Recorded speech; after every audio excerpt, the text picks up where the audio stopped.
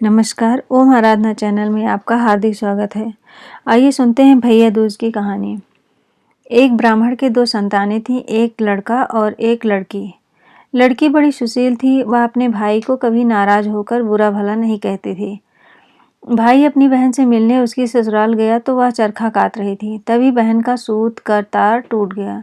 वह भाई के आने का पता नहीं चला। वह तार बार बार जोड़ रही थी पर वह जोड़ा नहीं और पीछे मुड़कर देखा तो भाई खड़ा था। वह भाई से गले मिलकर अपने भाई के आदर सत्कार के लिए पड़ोसन से पूछने गई। उसने तेल का चौका लगाकर घी में चावल पकाए, परंतु चौका सूखा नहीं और चावल पके नहीं। एक दूसरी सहेली से पूछने पर गोबर का चौका लगाकर दूध तथा पानी में चावल डालकर खीर बनाई और भाई को खिलाई। दूसरे दिन भाई के रास्ते के लिए वह चक्की में आटा पीसने लगी।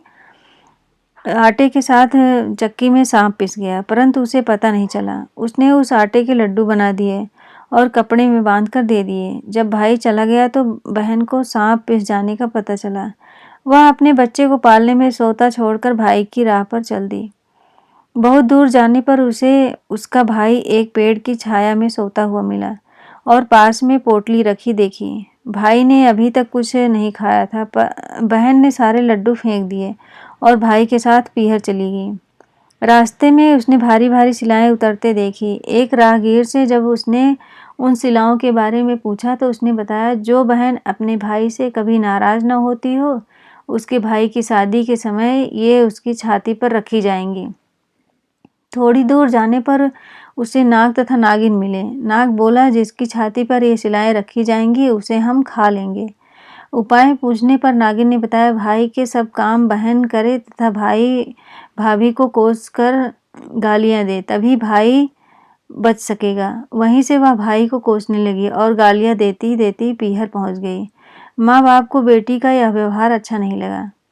विवाह की लगन आई तो वह भाई को गालियां देती हुई स्वयं लगन चढ़ाने लगी और वह घोड़ी पर बैठ गई। ज्यों ही वह घोड़ी पर बैठी तभी शिलाएं उड़ती हुई आई और पुरुष के स्थान पर नारी को देखकर वापस चली गई। ऐसा देखकर बारात के लोग उसे अपने साथ ले गए।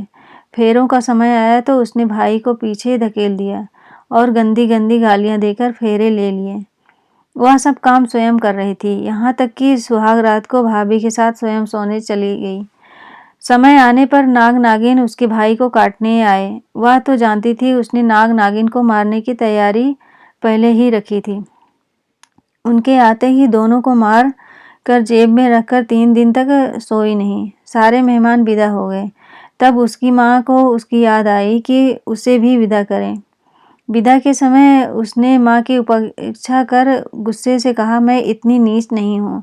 उसने मरे हुए सांपों को दिखाकर बताया कि नाग नागिन भाई भाभी को डसने आए थे। मैंने अपनी जान पर खेलकर भाई के जीवन की रक्षा की है।